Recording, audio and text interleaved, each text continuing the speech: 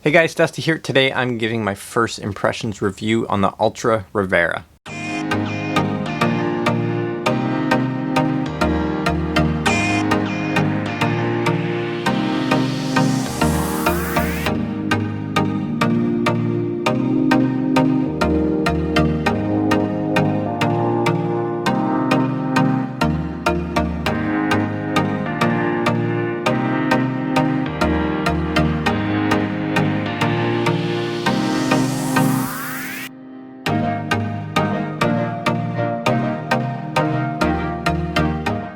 Alright, so this is the third Altra shoe that I've had a chance to review.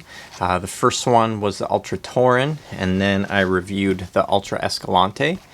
And now the Rivera kind of slides in between those two shoes. And if you're unfamiliar with Altra as a brand, their big thing is that they do zero drop shoes, or balance cushioning as they like to call it. And all of their shoes have foot-shaped toe boxes. So their toe boxes are a little bit wider and allow your toes to splay out more naturally. After a handful of runs in the shoe, let's get right into my Rivera review.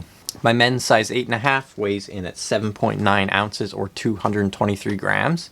Like I mentioned already, zero drop, so the stack height is the same from the rear to the forefoot. That stack height is 26 millimeters, and Altra is using their Ego midsole. Now, I'm not super up to date on all the different midsoles that Altra offers, but the Ego midsole is the same that's found in the Escalante, and I gotta say I really like this midsole.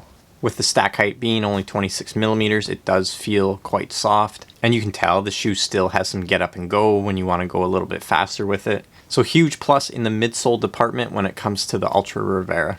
My men's size 8.5 did fit true to size, and I had no issues with the fit whatsoever.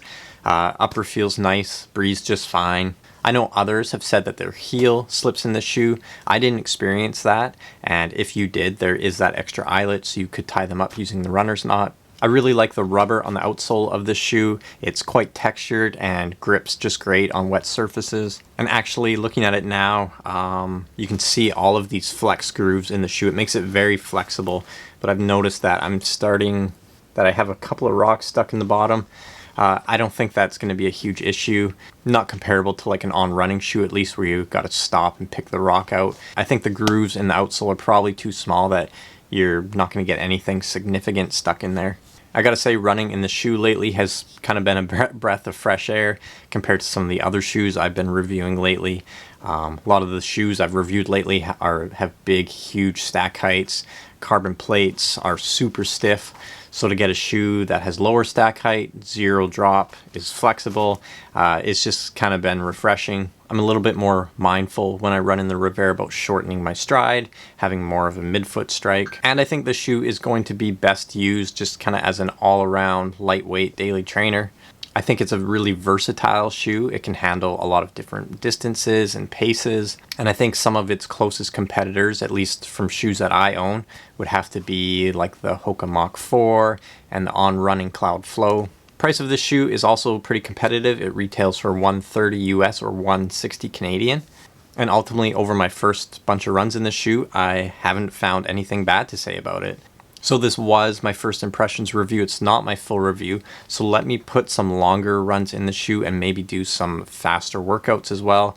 And I'll get back to you and let you know how it performed kind of over those longer distances, like maybe a 25K run, and then how it performed in some really hard intervals as well.